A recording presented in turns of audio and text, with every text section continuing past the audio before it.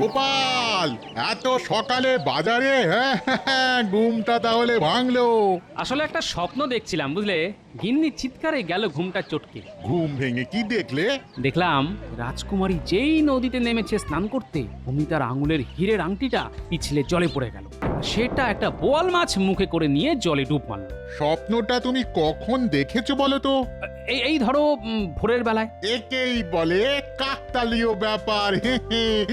ঠিক ওই সময়ই তো এই বোয়াল মাছটা আমার জালে ধরা দিয়েছে। নিয়ে দেখতে পারো, বলা তো যায় না, এটাই হয়তো সেই বোয়াল মাছটা হবে। যে যে তোমার স্বপ্নে পাওয়া রাজকুমারীর আংটিটা নিয়ে পালিয়েছে। হিরে যদি পাও তবে দেখিয়ে যেও কিন্তু, নইলে বড় দুঃখ পাবো। সে মাছ দেখেই বুঝেছি। হ্যাঁ, গিন্নি তোমার কাছে আসলো বলে।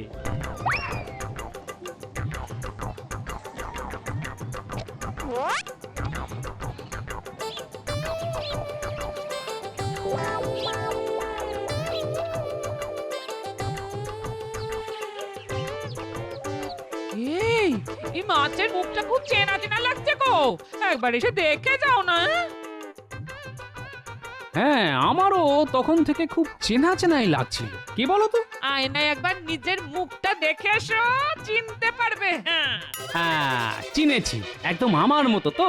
কিন্তু এ মাছের পেটে যে গুপ্তধন আছে সেটা জানো কি? মাছের পেটে গুপ্তধন?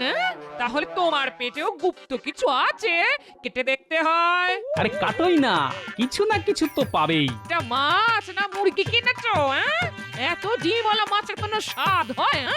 আচ্ছা, মাছের ডিমের বড়া কি খেতে খারাপ? হ্যাঁ, আজ বেশ জমিয়ে রাঁধো দেখি, জমিয়ে খাই। কিন্তু গুপ্তধন সেটা কোথায় গেল? মনে হয় পুকুরের জলে রোজ কয়েকশো করে ডুব মারলেই একদিন না একদিন নিশ্চয়ই পাবো। আজ দেখি কয়েকটা ডুব মেরে গুপ্তধন পাই কিনা। কয়েকটা দিন ভালো ছিল লোকটা, মাথাটা এবার বোধহয় সত্যি বিগড়েছে। বলে কিনা মাছের ডিমের ঝোল রাখতে খেয়ে পেট ছাড়বে, পেট। আমি কি করব? যাক, যতবার খুশি ততবার যাক। তার উপর নাকি পুকুরে কয়েকশো বার ডুব মারবে, তারপর ভাল্লুকের জ্বর নিয়ে তো কাঁথা মুড়ি দিয়ে শুয়ে থাকবেন। সেবা করতে গিয়ে মরবো আমি? না বাবা না, আমি এত কিছু করতে পারবো না। এলে রেখে যেদিকে দু চোখ যায় সেই দিকে চলে যাব। হ্যাঁ,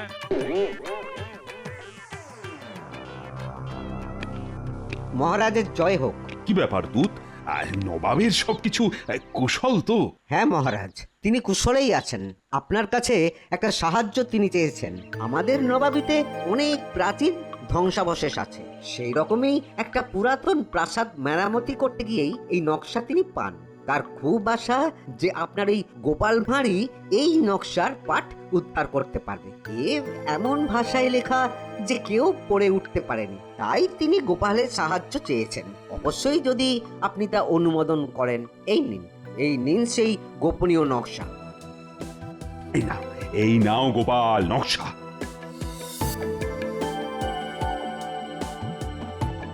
দেখো দেখি নবাবের কাছে আমার মান রাখতে পারো কিনা। আগে আপনি যখন আদেশ করেছেন তখন চেষ্টা করে দেখতে পারি।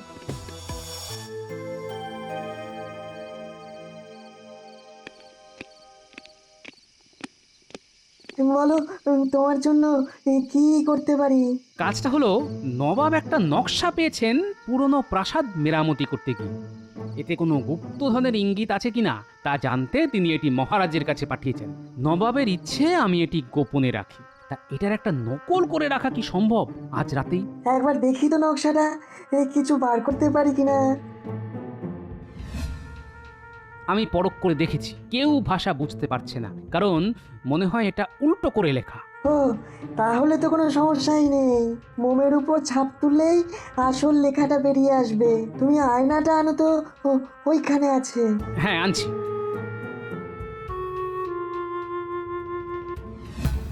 দেখো দেখো গোপাল, সামনে কোনো ভাষা দেখতে পাচ্ছ? আরে, এ তো বাংলায় লেখা, তবে বেশ কয়েকটা সংকেত লেখা আছে, সেগুলি উদ্ধার করতে হবে। কিন্তু মন্ত্রী কি এই নকশা ছেড়ে দেবে? ও ঠিক চুরি করবে। তাই ভাবছি কি করব। চিন্তা করো না, আমি মোমের উপর ছাপ তুলে রাখছি। সেটাই আসল নকশা। এখন যেটা হাতে আছে সেটা চুরি গেলেও তুমি নিশ্চিন্ত থাকতে পারো, ওই উল্টো ভাষা আর কেউ পড়তেই পারবে না। এবার তোদের এমন একটা কাজ দেব, যদি করতে পারিস তবে এমন কপাল খুলবে না যে তোরা নিজেরাই নবাব হয়ে যাবি। একেবারে গুপ্তধনের সন্ধান পেয়ে যাব আমরা। এই কথা, আমাদের কাছে যা আছে সবই তো গুপ্তধন, আমরা কি সেটা কাউকে দেখাতে পারি? আর সেটা তো চোরাই মাল, সেটা গুপ্তধন কেন হতে যাবে? আরে আরে আজে বাজে কথা বলে মন্ত্রী মশাইয়ের কথাটাই তো শুনতে দিচ্ছিস না। তুই একটু চুপ করবি, চুপ করবি। হ্যাঁ, যা বলছিলাম, গোপালের কাছে নবাবের পাঠানো নকশাটা আছে, ওটা চুরি করতে হবে। পারবি তো? একদম নিশ্চিন্ত থাকুন মন্ত্রী মশাই, নকশাটা আজ রাতের মধ্যেই আপনার হাতে চলে আসবে। হ্যাঁ, গোপাল, এই নাও তোমার নকশা। এটা আর এখন কোনো কাজে লাগবে না, আসলটা আছে মোমের ছাপের উপর। তাহলে নবাবের পাঠানো নকশার আর কোনো কাজ নেই, তাই তো? তাহলে ওইটা নিয়ে যাও। কখন কোনটা কাজে লাগে তা তো আগে থেকে বোঝা যায় না। যাও যাও। এবার আর কি, পায়ের উপর পা তুলে আরাম করব। ঘটা, তুই এবার একটা বিয়ে করে ফেল, আর তো চুরি জচ্চুরি করে খেতে হবে না। বিয়ে করে সংসার কর, দেখবি কি মজা। বাজে কথা ছেড়ে যে কাজে এসেছি সেটার দিকে মন দে। হ্যাঁ, এমন ভাবে গোপালের ঘরে ঢুকতে হবে গোপাল যেন টেরই না পায়। ধুস, টের না পেলে চুরি করে কোনো মজাই নেই, বুঝলি?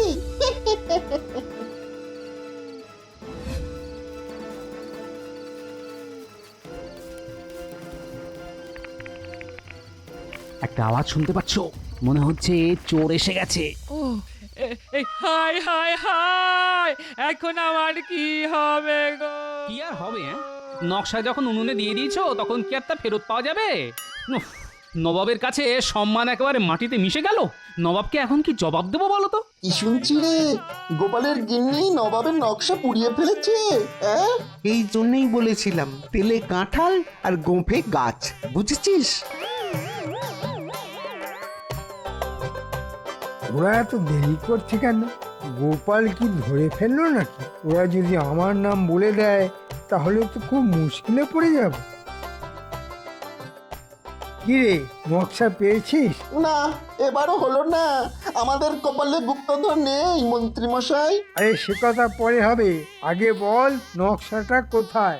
গোপালের গিন্নি উনুনে আগুন জ্বালাতে গিয়ে নকশা পুড়িয়ে ফেলেছে। সেটা তোরা জানলি কি করে?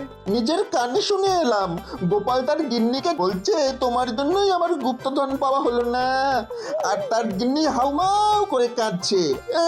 কি বলছিস রে তোরা? গোপালের গিন্নি নবাবের দেওয়া গুপ্তধনের নকশা পুড়িয়ে ফেলেছে? এবার নবাব তো ওকে শুলে চড়াবে। মহারাজও গোপালকে বাঁচাতে পারবে না।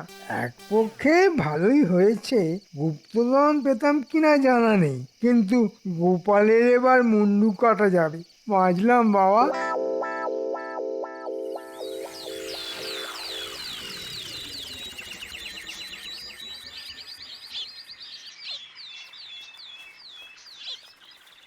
কি বিজ্ঞানী, এত সকালে? নাও, তোমার মোমের নকশা হয়ে গেছে। গোপাল, এটা কিন্তু জল ভর্তি গামলার মধ্যে রাখতে হবে, নইলে গলতে শুরু করলে কিন্তু ছাপ উঠে যাবে, পড়তে অসুবিধা হবে। হ্যাঁ, কাল রাতে চোর এসেছিল, ভাগ্যিস আপনার কাছে রেখে এসেছিলাম।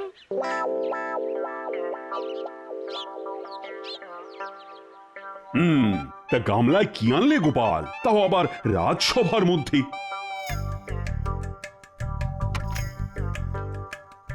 একটা মাছ মহারাজ, আপনাকে দেব বলে নিয়ে এসেছি। ইয়া বড় একটা বোয়াল মাছ, যার মধ্যে রাজকুমারী হীরের আংটি থাকলেও থাকতে পারে। তা বলে একেবারে রাজসভায় আনার কি দরকার ছিল? মহারাজ, চোরের ভয়ে আজকাল মাছ চোর খুব বেড়ে গেছে। দেখো গোপাল, তোমার কথার হিয়ালি ধরার মতো বুদ্ধি আমার নেই। যাই হোক গোপাল, এই নকশা রহস্যের কিছু কিনারা হলো? গোপাল কি বলবে মহারাজ? বলবো তো আমি। কেন তুমি বলবে কেন? গোপালকে এই কাজের দায়িত্ব দেওয়া হয়েছিল, তা তোমার এখানে বলার কি আছে? গোপালের কিছু বলার মুখ আছে মহারাজ? আপনার অবগতির জন্য জানাই, গোপাল গিন্নি ওই নকশা উনুন জ্বালাতে গিয়ে পুড়িয়ে ফেলেছে। তা যদি সত্যি গোপাল নকশা পুড়িয়ে ফেলে, তার ছাই তোমার কাছে এলো কি করে? না মানে আমাকে বিপদে ফেলার জন্য গোপাল সেই ছাই আমার উনুনে রেখে এসেছিল। বাবা গোপাল, তোমার বুদ্ধি তো কম নয়। তা আসল ব্যাপারটা কি বলো তো?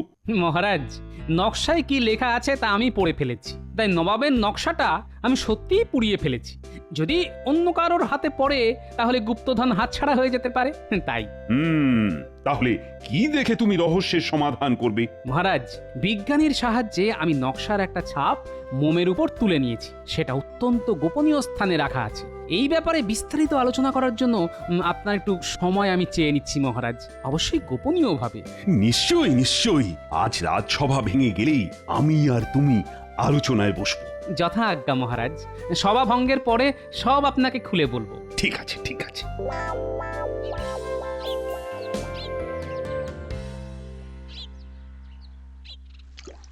মহারাজ, এই নকশাটা আসলে একটা হেঁয়ালি, উল্টো করে লেখা খাঁটি বাংলায়। কিন্তু উল্টো বাংলা পড়া কারোর পক্ষেই সম্ভব হয়নি।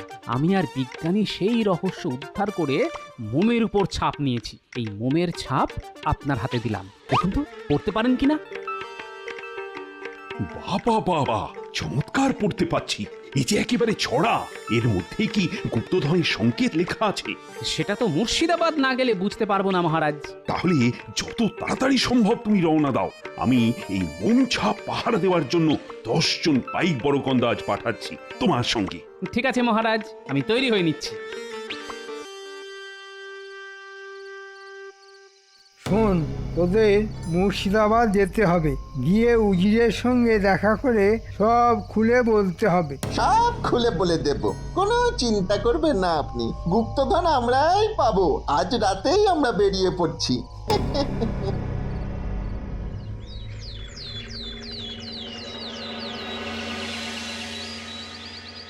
আগে উজির সাহেব, আমাদের কৃষ্ণনগরের মন্ত্রী আপনার কাছে পাঠিয়েছেন। বলো বলো, কি করতে হবে বলো। গোপাল কিন্তু এখানেই আসছে, ও গুপ্তধনের রহস্য উদ্ধার করে ফেলেছে। তিনি আপনাকে বলতে বলেছেন গোপাল যেন এই কাজটা করতে না পারে। আপনি আমাদের দিয়ে আগে ভাগেই করিয়ে ফেললে এই গুপ্তধন আপনার হবে। কিন্তু গোপাল আমাকে বলবে কেন? ও তো নবাবকেই বলবে। সেখানে তো আপনিও থাকবেন। গোপাল যা করতে বলবে সেটা ভালো করে শুনে নিয়ে আগে ভাগেই আমাদের দিয়ে করিয়ে নেবেন। হ্যাঁ, বুদ্ধিটা মন্ত্রী ভালোই ভেবেছে। দেখি দেখি গোপাল কতটা বলে।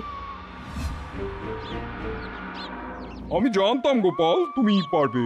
গোপালের কোনো তুলনাই নেই। না না না, এত করে বলবেন না, এখনো কিন্তু গুপ্তধন উদ্ধার হয়নি। তাহলে বলে ফেলো গোপাল, তোমার বুদ্ধির ঝোলাটা এবার খোলো। কি পেলে সেটা তো বলবে নিশ্চয়ই। আসলে হুজুর, বিষয়টা সবাই উদ্ধার করতে পারত, কিন্তু যিনি এই হেয়ালি লিখে গেছেন তিনি খুবই বুদ্ধিমান। পুরোটাই উল্টো বাংলায় লিখেছেন, তাই কেউ সেটা পড়তে পারেনি। আমি সেটা বুঝতে পেরেছিলাম, তাই মোমের উপর ছাপ নিয়ে নিয়েছি। এই দেখুন, এই দেখুন সেই মোমের ছাপ। এবার পড়তে থাকুন। পেল্লাই যত কেল্লা আছে সেখান থেকে 400 পা, পূবেও না দক্ষিণেও না, উত্তরে আছে বেগুনধা। এর মানে তো কিছুই বুঝতে পারছি না, তুমি কি পেরেছো? জি হুজুর। আচ্ছা, এখানে পেল্লাই নামের কোনো কেল্লা আছে? তার খোঁজ পেলে কিন্তু কাজটা অনেক সহজ হয়ে যাবে। এখানে আশেপাশে তো কেল্লার কোনো অভাব নেই। তবে তবে হ্যাঁ হ্যাঁ হ্যাঁ, এক সময় বেগুনধা বলে একটা গ্রামের জমিদার ছিলেন পেল্লাই খান, আর একটা কেল্লা আছে। ব্যাস, তবে তো হয়েই গেল, ওখানেই যেতে হবে। মনে হচ্ছে পেল্লাই যত কেল্লা শব্দের মধ্যেই সমাধান লুকিয়ে আছে। আজ রাতেই ওখানে যাওয়া ভালো। নবাব, রাতে ওই রাস্তা খুব বিপজ্জনক, তার চাইতে সকালেই বরঞ্চ যাওয়া ভালো। ঠিক কথাই বলেছে উজির, কাল সকালে যাওয়াই ভালো।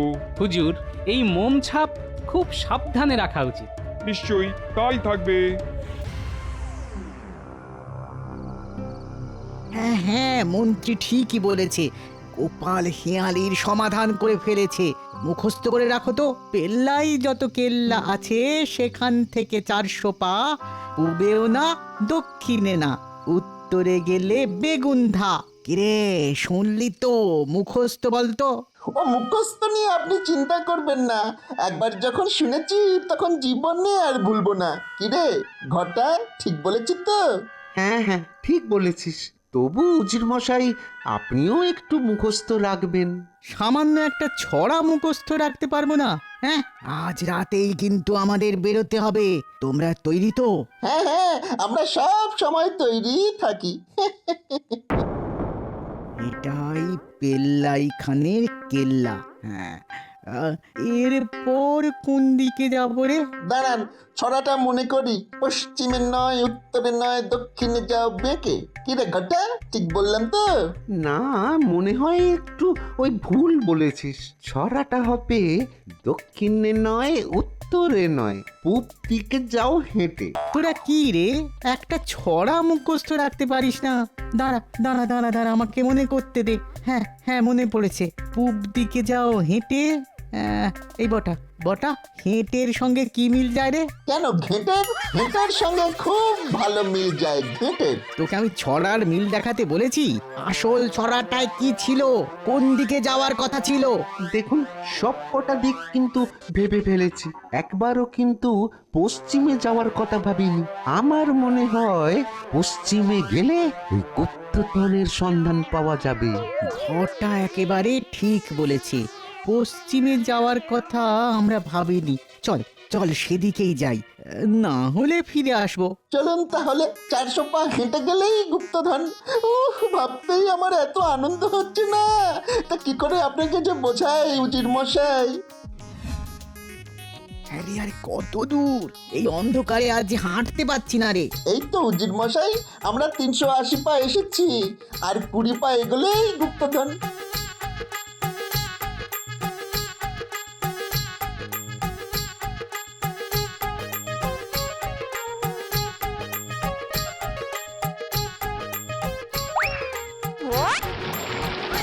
ওরে ওরে মারে, ও বটা বটা রে, বটা আমায় ধর।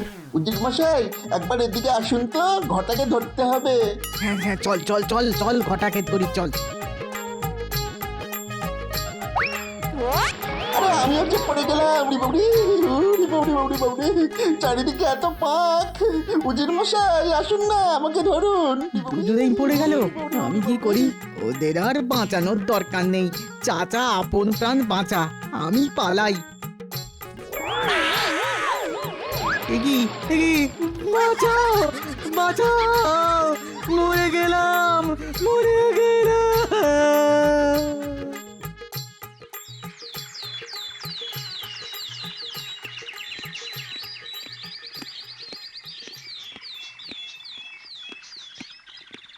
উজিরকে কোথাও খুঁজে পাওয়া যাচ্ছে না। চলো গোপাল, আমরা রওনা হই। উজির সম্পর্কে যা ভেবেছিলাম সেটাই বোধহয় সত্য হলো। হুজুর, এই তাহলে পেল্লাই খানের কেল্লা। হ্যাঁ, এটাকে সে নামেই ডাকা হয়। চলুন হুজুর, কেল্লার একেবারে সামনে গিয়ে দাঁড়াই। সেখান থেকে 400 পা যেতে হবে। ছড়াটা মনে আছে তো? পূবেও না, দক্ষিণে না, উত্তরেতে বেগুনধা। হ্যাঁ হ্যাঁ, ঠিক তাই ঠিক তাই। আসলে এই গ্রামটার নাম বেগুনধা। একসময় এখানকার রাজা ছিলেন পেল্লাই খান নামের এক জমিদার। তার ছিল প্রচুর ধনরত্ন, কিন্তু তার মৃত্যুর পর সেই রত্ন বা বিপুল মোহরের ভান্ডার কিছুই খুঁজে পাওয়া যায়নি। তাই সকলের ধারণা কোন গুপ্ত স্থানে তা লুকোনো আছে। এবার সেই রত্ন ভাণ্ডারের খোঁজে আমরা এগিয়ে যাই। চলুন, এক পা করে আমরা 400 পা উত্তর দিকে এগিয়ে যাই। কিরে ঘটা, এখনো বেঁচে আছিস ভাই? আমার চারিদিকে পচা জলের পাক। উফ, কি দুর্গন্ধ রে বাবা রে! আর দুদণ্ড থাকলেই মনে হচ্ছে মরে যাব। আমারও সেই অবস্থা রে বটা। আমরা একটা কাদা মাটিতে পড়ে আছি। কারো সাহায্য ছাড়া আমাদের ওঠার কোনো উপায় নেই রে। বাঁচাও বাঁচাও বাঁচাও, কে কোথায় আছো? আমাদের বাঁচাও। গোপাল, আমরা ঠিক কপা হেঁটে এলাম? একদম 400 পা। এবার যেখানে আছে বেগুনধা থেকে 100 পা বেঁকে বাম দিকে যাও চলে, দেখতে পাবে জলে একটা মস্ত মাছ, গুপ্তধনের আঁচ।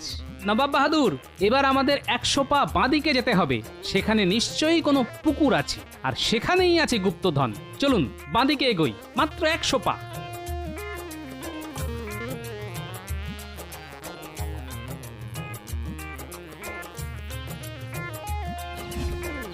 ওই দেখুন, জলের ঠিক মাঝখানে একটা পাথরের বিরাট বোয়াল মাছের মূর্তি বসানো আছে।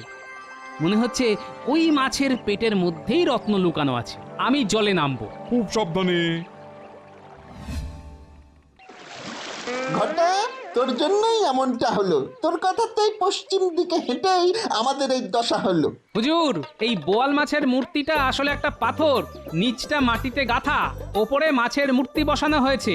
দেখুন, বোয়াল মাছের মুখে হাত ঢোকালাম, এই এলো রত্নের 2-1 টুকরো। তার মানে এখানে গুপ্তধন আছে। আপনি লোক লাগিয়ে এই বোয়াল মাছের মূর্তিটাকে পাড়ে নিয়ে যান হুজুর। তোমার জন্য চিন্তা হচ্ছে, তুমি আগে পারে এসো। এখান থেকে আর উদ্ধার পাওয়ার কোনো উপায় নেই না রে। আমাকে জিজ্ঞেস করে কি লাভ? হ্যাঁ, উজির মশাই কি বলছে সেটা আগে শুনি। বাঁচতে গেলে হাঁটতে হবে, কোনো না কোনো দিকে তো উঠবই। তাহলে এই বোয়াল মাছের মূর্তিটাকে আগে ভাঙা হোক, দেখা যাক মাছের পেটে কত রত্ন আছে। এই কে আছো? এই মূর্তিটাকে ভাঙো। এই অর্ধেক রত্ন তোমার গোপাল, তোমার যা ইচ্ছা তাই নিয়ে যাও।